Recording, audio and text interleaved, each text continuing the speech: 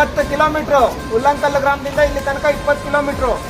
ನೀರು ಕುಡಿಯಕ್ಕೆ ಕೂಡ ಯಾರು ಇಲ್ಲಿ ನಿಂತಿಲ್ಲಪ್ಪ, ಊಟಕ್ಕೆ ಕೂಡ ನಿಂತಿಲ್ಲ, ಒಂದು ಕಡೆ ಗ್ಯಾಪ್ ತಗೊಂಡಿಲ್ಲ. ಏನಕ್ಕೋಸ್ಕರ ಅಂದ್ರೆ ಬಾಬಾ ಸಾಹೇಬ್ರ ಪ್ರತಿಮೆಗೋಸ್ಕರ.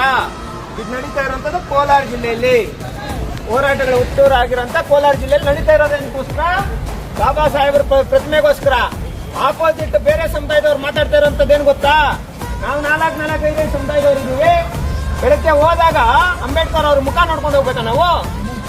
ಎಲ್ಲಾದ್ರೂ ಊರಿಂದ ಆಚೆ ಹೋಗ್ಬೇಕಾದ್ರೆ ಅಂಬೇಡ್ಕರ್ ಅವ್ರ ಮುಖ ನೋಡ್ಕೊಂಡು ಹೋಗ್ಬೇಕಾ ನಾವು ಅಂತ ಹೇಳ್ಬಿಟ್ಟು ಮಾತಾಡ್ತಾ ಇರೋಂಥದ್ದು ಕರೆಕ್ಟ್ ಅಲ್ಲ? ನಮಗಲ್ಲಿ ಅನ್ಯಾಯ ಮಾಡಿದ್ದು, ಮೀಟಿಂಗ್ ಅಲ್ಲಿ ಅನ್ಯಾಯ ಮಾಡಿದ್ದು ಯಾರು? ADC ಅವರು ಕುತ್ಕೊಂಡ್ರೆ ಮೀಟಿಂಗ್ ಅಲ್ಲಿ ನಮ್ಮನ್ನು ಮಾತಾಡಕ್ ಬಿಡ್ತಾ ಇಲ್ಲ. ಅವ್ರು 3 ಅವರ್, ಅವ್ನು ಯಾರೋ ಬುದ್ಧ 3 ಅವರ್ ಮಾತಾಡ್ತಾವ್ನಿ ಅಲ್ವಾ?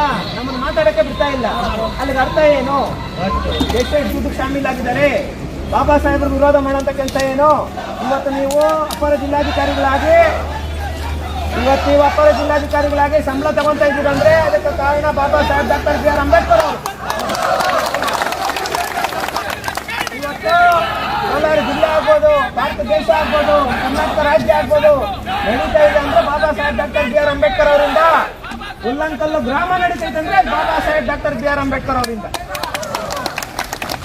ಬಾಬಾ ಸಾಹೇಬ್ ಜೈ ಜೈ ಜೈ ಜೈ ಜೈ ಭೀಮ್.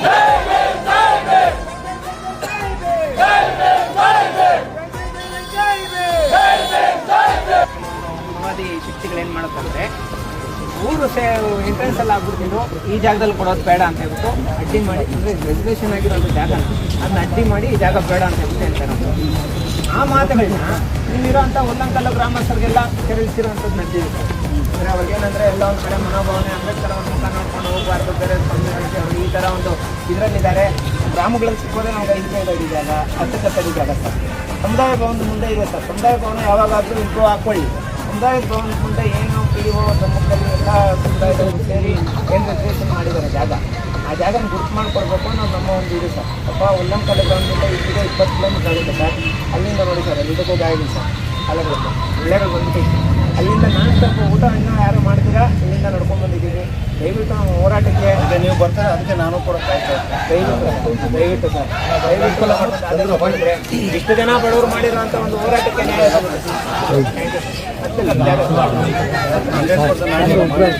ಸಿಗುತ್ತೆ.